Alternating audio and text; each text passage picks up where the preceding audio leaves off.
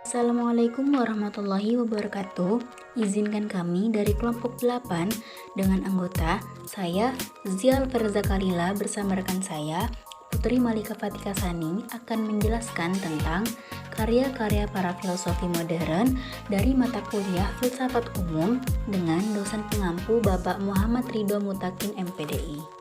Di sini kami akan menjelaskan karya-karya para filosofi modern dari beberapa tokoh para filosofi dunia dengan dua kategori. Yang pertama filsafat Renaissance dan yang kedua adalah filsafat modern. Baik, kita mulai dengan filsafat Renaissance. Di sini ada tokoh yang pertama yaitu Niccolo Machiavelli dari tahun 1469 sampai 1527. Machiavelli lahir pada tahun 1469 di Florence, Italia dan meninggal dunia tahun 1527 pada usia 58 tahun. Pada tahun 1498, ia memperoleh kedudukan tinggi di pemerintahan sipil Florence dan Machiavelli menulis beberapa buku yaitu yang pertama The Prince, karya paling monumental ditulis pada tahun 1513. Nah, kemudian karya yang kedua yaitu The Discourse upon the First 10 Books of Titus Livius. Ketiga, The Art of War ditulis pada tahun 1520. Yang keempat, A History of Florence, dan yang kelima adalah Mandragola. Nah, berikut tadi adalah karya-karya dari Niccolo Machiavelli dengan kategori filsafat Renaissance. Kemudian, tokoh filsafat modern yang kedua yaitu Baruch de Spinoza tahun 1632 sampai 1677. Baruch de Spinoza merupakan filsuf Belanda. Karya utama Spinoza adalah Ethics. Secara umum, buku Spinoza tersebut menggunakan metode Kartesian dan berusaha membuat hipotesis mengenai kehidupan ini bahwa ada dan hanya satu substansi dengan banyak sifat yang tak terbatas jumlahnya. Dalam konteks ini, manusia dan Tuhan adalah satu substansi meski berbeda. Lanjut ke tokoh filsafat Renaissance yang ketiga yaitu ada Blaise Pascal tahun 1623 sampai 1662. Blaise Pascal berasal dari Prancis. Minat utamanya adalah filsafat dan agama. Karyanya yang terkenal adalah Penses. Karyanya tersebut terbit setelah ia meninggal dunia. Inti buku itu berusaha menyingkap pemikiran personalnya mengenai religiusitasnya yang amat mendalam dan penolakan terhadap rasionalisme filosofis yang mendefinisikan zamannya. Pendek kata, Pascal dengan segala kekurangan dan kelebihannya telah menjadikannya seorang intelektual yang hebat dan terkenal di abad ke-17. Tokoh filsafat Renaissance yang keempat yaitu Thomas Hobbes tahun 1588 sampai 1679.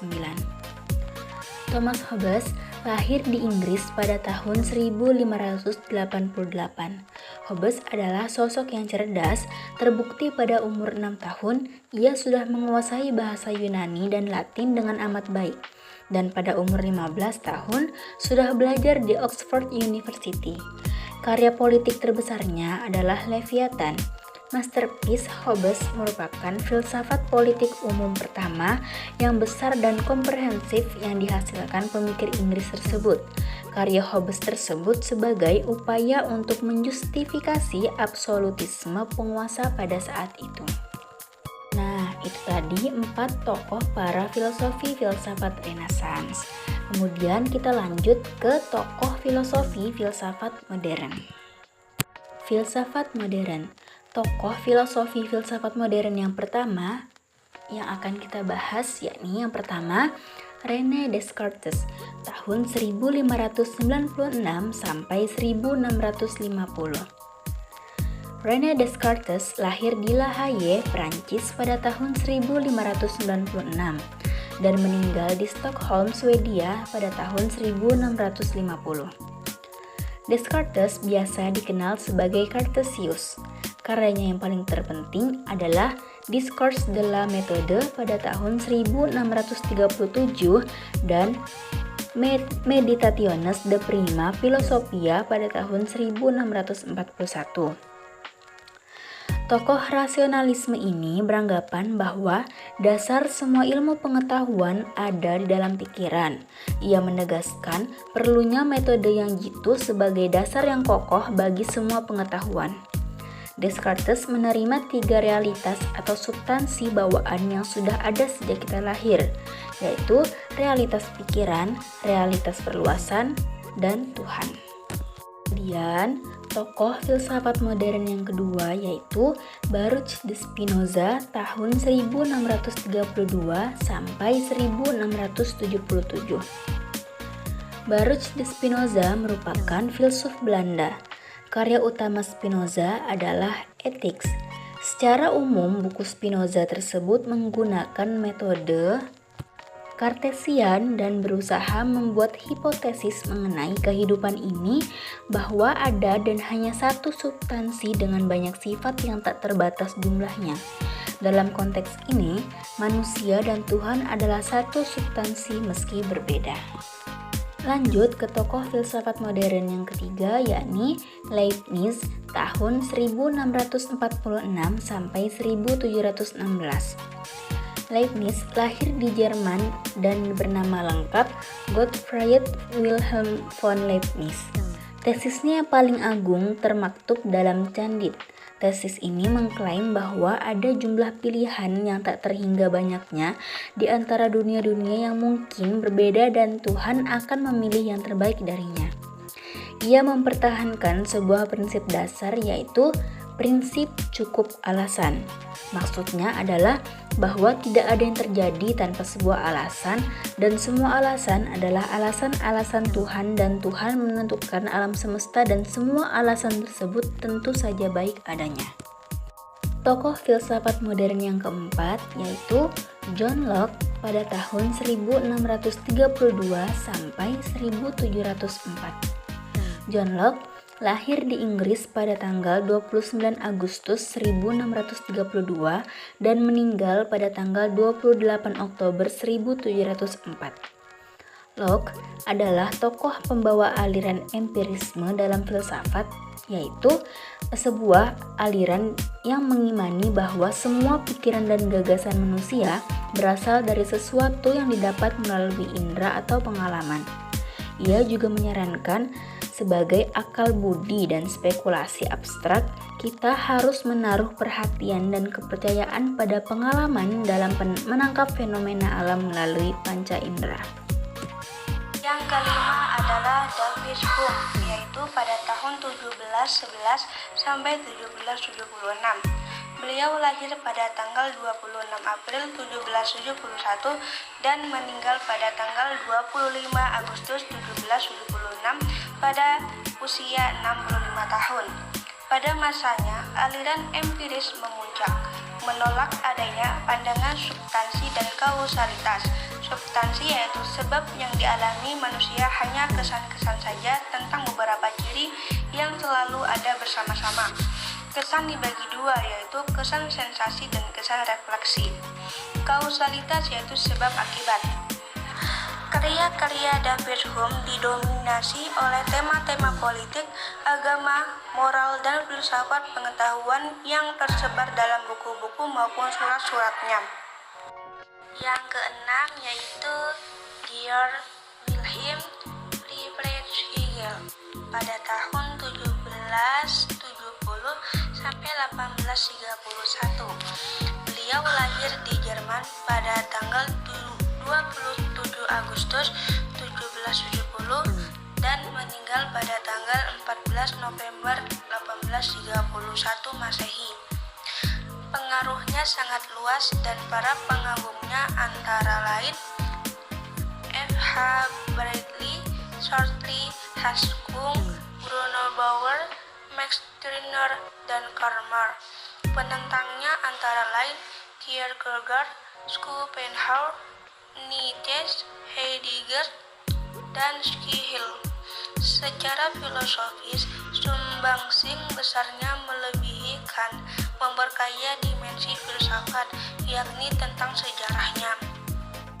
Yang ketujuh yaitu Immanuel Kant pada tahun 1724 sampai 1804. Beliau lahir di Jerman pada tanggal 22 April 1724 sampai 12 Februari 1804 Masehi. Beliau lebih dikenal sebagai tokoh kritisisme. Filsafat kritisisme bertujuan untuk menjembatani pertentangan antara kaum rasionalisme dengan kaum empirisme. Kant memadukan kelebihan-kelemahan kaum rasionalisme dan empirisme dalam bentuk keputusan yang sintetik a priori.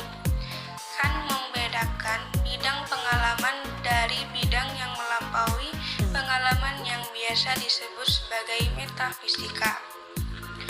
Tuhan, kebebasan, kekekalan, misalnya, bisa dijawab tetapi bukan sebagai masalah pengetahuan. Yang kedelapan yaitu Søren Kierkegaard pada tahun 1818 sampai 1855. Beliau lahir di Denmark pada tanggal 5 Mei 1813 sampai 11 November 1855. Beliau dikenal sebagai kritikus Hegel selain Schopenhauer selalu berusaha menentang rekonstruksi rasional dan masuk akal atas konsep keyakinan religius pada Kant. Inti pemikirannya selain mendasarkan pada individu juga menegaskan jalan hidupnya pada ajaran agama Kristen yang dibedakannya dengan ironi yang besar dan kerap menyindir dari keyakinan lunak dan pegangan sosial umat Kristen.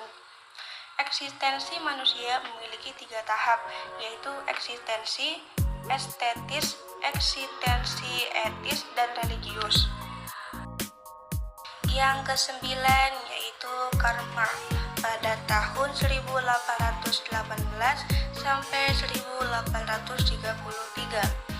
Beliau lahir di Jerman pada tanggal 5 Mei 1818 dan meninggal pada tanggal 14 Maret 1883 pada usia yang ke-64 tahun.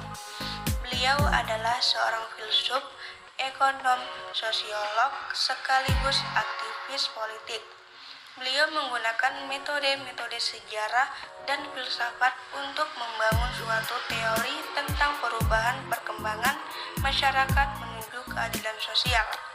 Tahapan sejarah Marx adalah feodalisme, kapitalisme, dan sosialisme atau komunisme.